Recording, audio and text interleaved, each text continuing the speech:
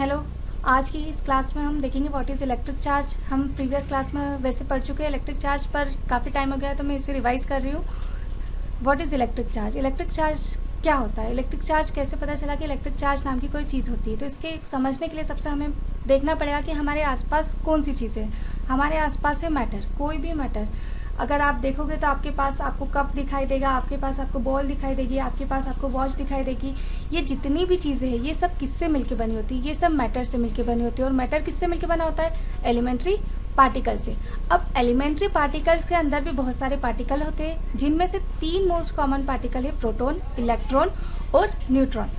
अब कोई भी मैटर है उसका कुछ मास होता है। आपके घर में घड़ी है, आप उसे उठाओ और देखो उसका कुछ वजन होता है कि नहीं होता है? होता है ना वजन। जब मैटर का मास है तो मैटर के अंदर जो एलिमेंट्री पार्टिकल है उसका भी कुछ मास होगा। तो अगर मैटर के अंदर प्रोटॉन है तो प्रोटॉन का भी कुछ मास होगा, इलेक्ट्रॉन है तो इलेक्ट्रॉन का भी कुछ मास होगा, और न्यूट्रॉन है तो न्यूट्रॉन का भी कुछ मास होगा, जो हमने यहाँ पर ऑलरेडी मेंशन कर दिया है। ठीक है, आपको प्रोटॉन का मास पता है, इलेक्ट्रॉन का मास पता है, न्यूट्रॉन का मास पता है। अब जब प्रोटॉन के पास कुछ मास है तो क्या होगा? आप सभी ने ग्रेविटेशनल फोर्स पढ़ा है प्रीवियस क्लास में। ग्रेविटेशनल फोर्स ये बोलता है कि अगर दो बॉडी है और उनका कुछ मास है और वो एक दूसरे से कुछ दूरी पर रखे हुए हैं तो वो एक दूसरे को अट्रैक्शन का फोर्स वर्क करते हैं, और उस अट्रैक्शन फोर्स की जो वैल्यू होती है वो होती है F = Gm1m2 अपॉन में r²। अब हम देखते हैं, हमने यहाँ पर 2 इलेक्ट्रॉन लिए जिनको 1 सेंटीमीटर की डिस्टेंस पर रख दिया है। सबसे पहली बात, मैं कोई भी चीज़ बता रही हूँ तो वो मैंने खुद से नहीं करी है। जो भी एक्सपेरिमेंट किए वो साइंटिस्ट ने किए, और साइंटिस्ट ने इसलिए कही है क्योंकि कोई भी थ्योरी अगर आती है तो उस थ्योरी का, उस फॉर्मूले का अगर एक्सपेरिमेंटली हमें प्रूफ मिल जाता है तो हम बोलते हैं कि इस चीज़ के लिए ये वाली थ्योरी वैलिड है।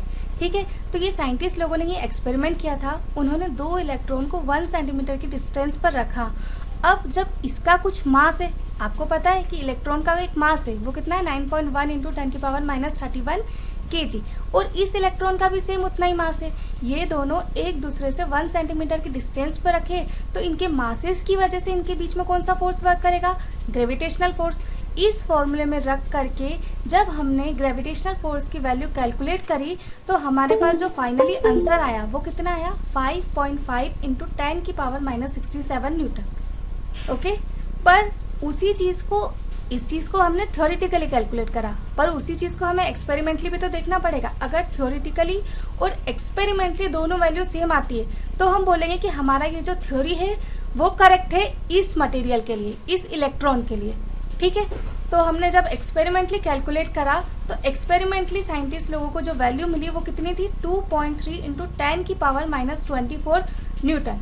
अब आप खुद इस दोनों वैल्यू को कंपेयर करो कि इस दोनों वैल्यू में से कौन सी वैल्यू बड़ी है। ठीक है, और दूसरी चीज़ एक और देखी गई कि जो ग्रेविटेशनल फोर्स होता है वो क्या करता है? वो अट्रैक्शन करता है। मतलब उसके मुताबिक जो इलेक्ट्रॉन है ये दूसरे इलेक्ट्रॉन को क्या करेगा? अपनी ओर अट्रैक्ट करेगा। पर जो रियलिटी में एक्सपेरिमेंटली देखा गया वहाँ पर क्या हुआ कि ये क्या कर रहा था? रिपल्शन का फोर्स लगा रहा था। एक इलेक्ट्रॉन दूसरे इलेक्ट्रॉन को क्या कर रहा था? रिपल कर रहा था। सेम एक्सपेरिमेंट प्रोटॉन पर भी अप्लाई किया गया। 2 प्रोटॉन को 1 सेंटीमीटर की डिस्टेंस पर रखा। 1 सेंटीमीटर की डिस्टेंस पर रखने के बाद ग्रेविटेशनल फॉर्मूले के थ्रू वैल्यू कैलकुलेट करी तो वो वैल्यू नियरली 10⁻61 न्यूटन आ रही थी। और ये जो ग्रेविटेशनल फोर्स है वो कौन सा फोर्स है? Force of attraction. पर यहाँ पर भी एक्सपेरिमेंटली कैलकुलेट किया गया। जब एक्सपेरिमेंटली कैलकुलेट किया गया तो ये देखा गया कि ये जो दोनों प्रोटॉन हैं वो एक दूसरे को 2.3 × 10⁻24 न्यूटन से रिपल करते हैं, ना कि अट्रैक्ट करते हैं। सेम यही चीज़ 2 न्यूट्रॉन पर भी अप्लाई की गई। 2 न्यूट्रॉन को 1 सेंटीमीटर की डिस्टेंस पर रखकर ग्रेविटेशनल फोर्स की वैल्यू कैलकुलेट करी। वो नियरली आती है 10⁻61 न्यूटन। और जब एक्सपेरिमेंटली देखा गया तो न्यूट्रॉन पर जो लगने वाला फोर्स था 1.9 × 10⁻60 न्यूटन, और ये फोर्स कितना था? Force of attractive. यहाँ पर फोर्स क्या कर रहा था? अट्रैक्टिव का लग रहा था। तो आपको जो मेन नोटिस करना है वो कहाँ पर करना है? इस पर। अगर हम यहाँ पर नोटिस करते हैं तो इन दोनों वैल्यू में ज़्यादा डिफरेंस नहीं है। आप देख सकते हो यहाँ पे 10⁻61 है और यहाँ पे कितना है? 10⁻60 है। दोनों वैल्यू में ज़्यादा डिफरेंस नहीं है। ये वाला फोर्स भी अट्रैक्शन का था और ये वाला फोर्स भी अट्रैक्शन का था। पर अगर हम इलेक्ट्रॉन और प्रोटॉन की बात करें तो वहाँ पर हमें क्या मिल रहा था, यहाँ पर अट्रैक्शन मिल रहा था और यहाँ पर रिपल्शन मिल रहा है। यहाँ पर भी अट्रैक्शन मिल रहा है और यहाँ पर रिपल्शन मिल रहा है। मतलब इलेक्ट्रॉन और प्रोटॉन के पास मास के अलावा भी कोई और एक्सट्रिंसिक प्रॉपर्टी है, मास के अलावा भी कोई और इंट्रिंसिक प्रॉपर्टी है, और वो प्रॉपर्टी जो होती है वो कहलाती है चार्ज। और चार्ज के कारण जो फोर्स आता है वो होता है इलेक्ट्रिक फोर्स।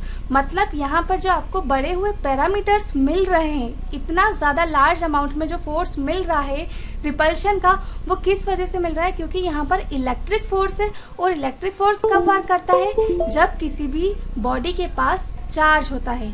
दो चीज़ें हैं, फर्स्ट, अगर किसी भी ऑब्जेक्ट के पास कोई मास है तो उसके मास की वजह से उस पर लगता है ग्रेविटेशनल फोर्स, पर अगर किसी भी ऑब्जेक्ट के पास चार्ज है तो वहाँ पर लगता है इलेक्ट्रिक फोर्स। अब हम आते हैं, बात करते हैं दो न्यूट्रॉन्स की। दो न्यूट्रॉन, इनके बीच में यहाँ पर आप देख सकते हैं ज़्यादा डिफरेंस नहीं है, और यहाँ पर भी अट्रैक्शन है, यहाँ पर भी अट्रैक्शन है। तो इससे हम ये चीज़ बोल सकते हैं कि न्यूट्रॉन को जब 1 सेंटीमीटर की डिस्टेंस पे रखा तो हमें एक्स्ट्रा इलेक्ट्रिक फोर्स नहीं मिला। एक्स्ट्रा इलेक्ट्रिक फोर्स नहीं मिलना ये शो करता है कि न्यूट्रॉन के पास कोई भी चार्ज नहीं होता है।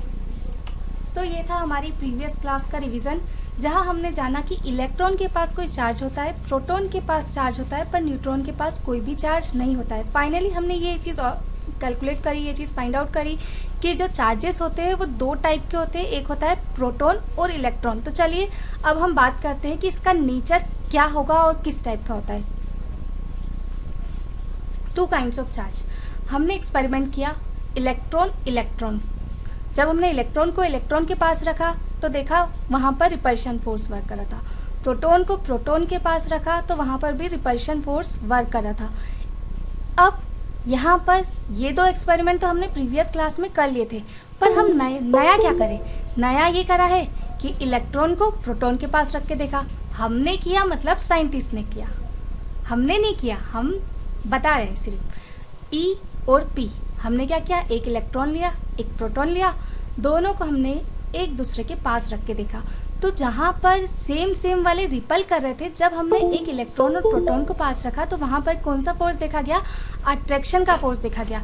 और इन तीनों कंडीशन में अगर हमने सेम सेपरेशन पर इलेक्ट्रॉन और प्रोटॉन को रखा तो हमने देखा कि लगने वाला जो फोर्स का जो मैग्नीट्यूड था, हमने आपको बताया कितना था, 2.3 इंटू 10 की पावर कितना था,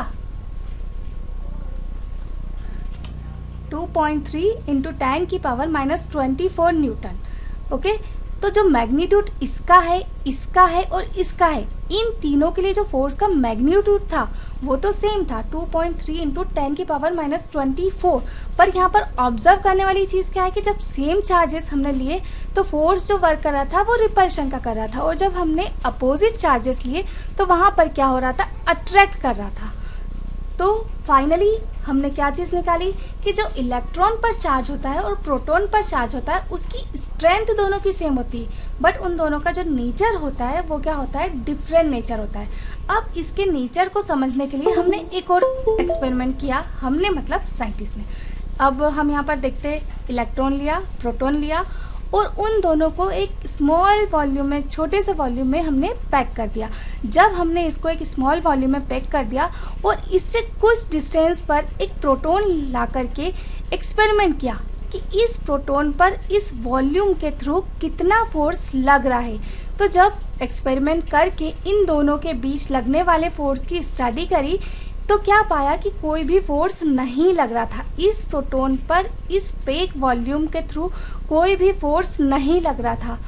ओके, अब सेकंड क्या किया गया, एक इलेक्ट्रॉन लाके भी देखा, इसको हमने हटा दिया यहाँ से। ओके, इसको हमने हटा दिया। अब हमने क्या किया, अब हमने यहाँ पर एक इलेक्ट्रॉन लिया और इस इलेक्ट्रॉन को, इस इलेक्ट्रॉन प्रोटॉन का जो पैक वॉल्यूम है इसके पास में रख करके देखा, और इस इलेक्ट्रॉन पर ये वॉल्यूम कितना फोर्स लगा रहा है, ये चेक किया, तो ये जो फोर्स की जो वैल्यू आ रही थी वो 0 आ रही थी। ये कब पॉसिबल है? आप सभी जानते हैं कि अगर दो चार्जेस है तो वो दोनों एक दूसरे पर कुछ ना कुछ फोर्स लगाएंगे, या तो वो अट्रैक्शन का होगा या तो वो रिपल्शन का होगा, पर ना तो अट्रैक्शन मिल रहा है ना रिपल्शन मिल रहा है, हमें तो यहाँ पर फोर्स ही 0 मिल रहा है। ये कब पॉसिबल है? जब दोनों पर जो टोटल नेट चार्ज है वो क्या हो जाएगा? 0 हो जाएगा। और नेट चार्ज 0 कब हो सकता है? आपने ये चीज़ बोल दी है, हमने ये चीज़ पहले पढ़ ली कि इलेक्ट्रॉन की स्ट्रेंथ प्रोटॉन की स्ट्रेंथ दोनों की सेम है, पर दोनों का नेचर डिफरेंट है। तो अंडरस्टैंडिंग पॉइंट ऑफ व्यू से ये कहा जाता है कि प्रोटॉन पर पॉजिटिव चार्ज कंसीडर किया गया और इलेक्ट्रॉन पर नेगेटिव चार्ज। पॉजिटिव और इलेक्ट्रॉन पर नेगेटिव और प्रोटॉन पर पॉजिटिव। इसका मतलब ये नहीं है कि प्रोटॉन पर ज़्यादा चार्ज है या इलेक्ट्रॉन पर कम चार्ज है। चार्ज स्ट्रेंथ दोनों की सेम है, दोनों की चार्ज स्ट्रेंथ सेम है, सिर्फ और सिर्फ उनका नेचर जो है वो डिफरेंट है। तो फाइनली इस स्लाइड में हमने समझा कि जो चार्जेस होते हैं वो दो टाइप्स के होते हैं, एक होता है इलेक्ट्रॉन, एक होता है प्रोटॉन। इलेक्ट्रॉन पर होता है नेगेटिव चार्ज और प्रोटॉन पर होता है positive charge. Is it clear? चलिए अब हम नेक्स्ट